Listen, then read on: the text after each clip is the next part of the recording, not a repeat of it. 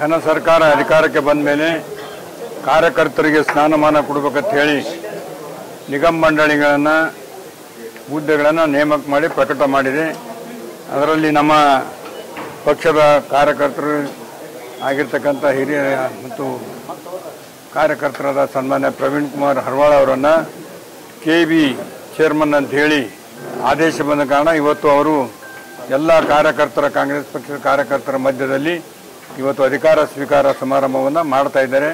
ಬಹಳಷ್ಟು ಜನ ನಮ್ಮ ಗುಲ್ಬರ್ಗದಲ್ಲಿ ಇನ್ನೂ 3 ಜನರು ಕೂಡ ಅಧಿಕಾರ ಲಿಸ್ಟ್ನಲ್ಲಿ ಬಂದಿತ್ತು. ಅದನ್ನು ಗ್ಯಾರಂಟಿಯಾಗಿ ನಮ್ಮ ಪ್ರಿಯಾಂಕರ್ ಜೊತೆಗೆ ಮುಖ್ಯಮಂತ್ರಿಗಳ ಜೊತೆಗೆ ಮಾತನಾಡಿ ಅವರನ್ನು ಕೂಡ ಮತ್ತೆ ಏನಪ್ಪ ಅಂದ್ರೆ ಪುನರ್ ಬೇರೆ ಒಂದು ಇದರಲ್ಲಿ ಏನಪ್ಪ ಅಂದ್ರೆ ಹಾಕಿ ಅವರಿಗೂ ಕೂಡ ಅಧಿಕಾರ ಕೊಡ್ತಕ್ಕಂಥ ವ್ಯವಸ್ಥೆ ಮಾಡ್ತೀನಿ ಅಂತಕ್ಕಂಥ ಮಾತನ್ನು ನಮ್ಮ ಜಿಲ್ಲಾ ಉಸ್ತುವಾರಿ ಸಚಿವರು ಕೂಡ ತಿಳಿಸಿದ್ದಾರೆ.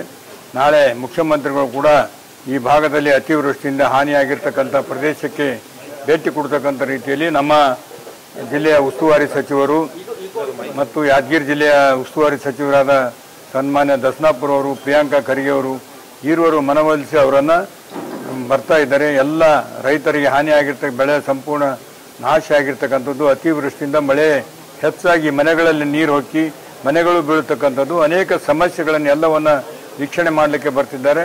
ಆದ ಕಾರಣ ಇವತ್ತು ಏನು ಒಳ್ಳೆಯ ಕೆಲಸ ಇವತ್ತು ನಮ್ಮ ಒಬ್ಬ ಕಾರ್ಯಕರ್ತನಿಗೆ ಗುರುತಿಸಿದ್ದಾರೆ. ಇನ್ನೊಬ್ಬ ಕಾರ್ಯಕರ್ತ ನಮ್ಮ ದಕ್ಷಿಣ ಮತಕ್ಷೇತ್ರದಲ್ಲಿ ನೀಲಕಂಠ ಮುಲಿಗೆಯವರನ್ನು ಕೂಡ ಅವರಿಗೂ ಕೂಡ ಒಂದು ನಿಗಮ ಮಂಡಳಿ ಕೊಟ್ಟಿದ್ದಾರೆ. ಅವರನ್ನು ಕೂಡ 100% ಏನಪ್ಪ ಅಂದ್ರೆ ನಾವು ಖಾನ್ ಸಾಬ್ ಅವರು ಮಾತನಾಡಿದಾಗ ಜಿಮ್ಮೆದಾರಿ ತೊಗೊಂಡು ಮಾಡ್ತೀವಿ ಅಂತಕ್ಕಂಥ ಮಾತನ್ನು ಹೇಳಿದ್ದಾರೆ. ಒಟ್ಟಾರೆ ನಮ್ಮ ಭಾಗದಲ್ಲಿ ಸಾಕಷ್ಟು ಅಭಿವೃದ್ಧಿ ಕಾರ್ಯಗಳನ್ನು ನಮ್ಮ ಉಸ್ತುವಾರಿ ಸಚಿವರು ಮಾಡಿ ಇವತ್ತು ಮುಖ್ಯಮಂತ್ರಿಗಳನ್ನು ಇಲ್ಲಿಯ ಸಮಸ್ಯೆಗಳ ಸಲುವಾಗಿ ಕರ್ಕೊಂಡು ಬರ್ತಾ ಇದ್ದಾರೆ. ನಾವೆಲ್ಲರೂ ಕೂಡ ಅವರಿಗೆ ಸಹಕರಿಸ್ತೀವಿ. Thank you.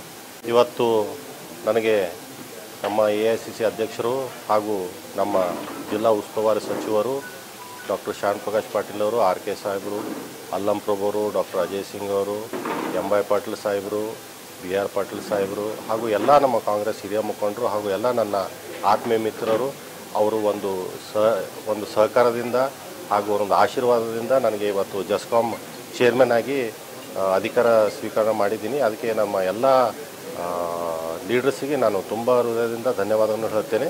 ಹಾಗೂ ನಾನು ಇಲ್ಲಿ ಇವತ್ತು ಅಧಿಕಾರ ಸ್ವೀಕಾರ ಮಾಡಿದ ಮೇಲೆ ಜಸ್ಕಾಂನ ಏಳಿಗೆಗಾಗಿ ಹಾಗೂ ಈ ಭಾಗದ ಎಲ್ಲ ಏಳಿಗೆಗಾಗಿ ಒಳ್ಳೆ ಕೆಲಸ ಮಾಡ್ತೀನಿ ಅಂತ ತಮ್ಮ ಮುಖಾಂತರ ನಾನು ಎಲ್ಲರಿಗೂ